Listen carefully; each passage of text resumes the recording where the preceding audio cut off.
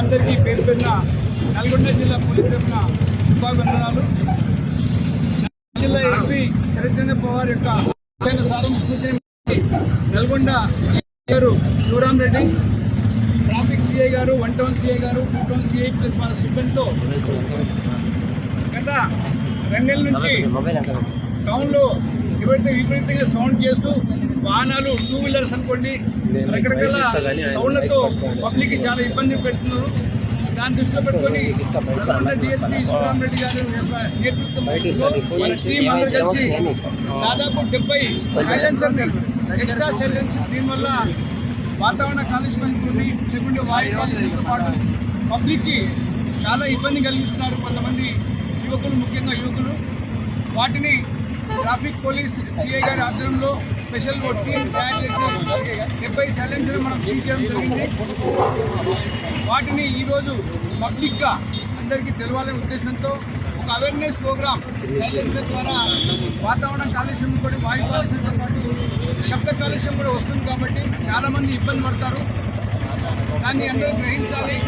అందరి బాధ్యతగా మీకు ఎలాంటి సమాచారం ఉన్నా మన పోలీసు వ్యవస్థకి మా traffic CI number, DSP number మీ అందరికీ తెలుసు. వాళ్ళకి సమాచారం ఇవ్వండి, వాళ్ళ సమాచారం గోప్యంగా ఉంటుంది. ఇంకా కొన్ని సందులలో మనకు ఓల్డ్ సిటీ అనుకోండి, ఈ అవుట్స్కట్స్లో చాలామంది పిల్లలు బైక్లు వాళ్ళకి లైసెన్స్ లేకుండా జల్సాగా తిరుగుతూ ఉంటారు. దయచేసి మీరు దాన్ని గ్రహించాలి.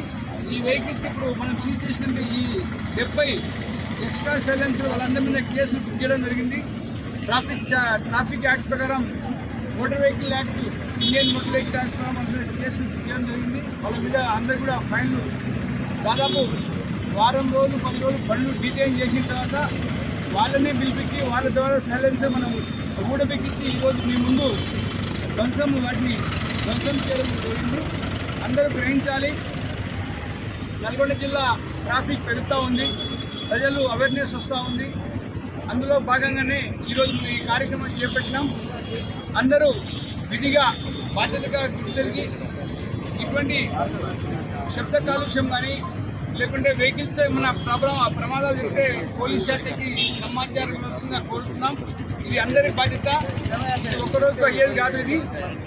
దీన్ని ముందు దీన్ని కొనసాగిస్తాం. అదేవిధంగా ప్రజలకు విజ్ఞప్తి ఏంటంటే ట్రాఫిక్ అవేర్నెస్ కూడా తెలుసుకోవాలి. నల్గొండ జిల్లా రోజుకి ట్రాఫిక్ చూస్తూ ఉంది, పక్కన ఇంత ట్రాఫిక్ పెరుగుతూ ఉందో, విపరీతమైన ట్రాఫిక్ పెరుగుతూ ఉంది. అందరు కూడా ఈరోజు ఆటోల్లో కూడా అక్కడక్కడ మనం సౌండ్ బాక్స్ పెట్టుకొని ఆ ఆటోలు నడుపుతూ ఉంటే చాలామంది ప్రయాణికులు ఎక్కువ ప్లస్ మామూలుగా వాహనదారులకు ఇబ్బంది కలిగిస్తూ ఉంటాం.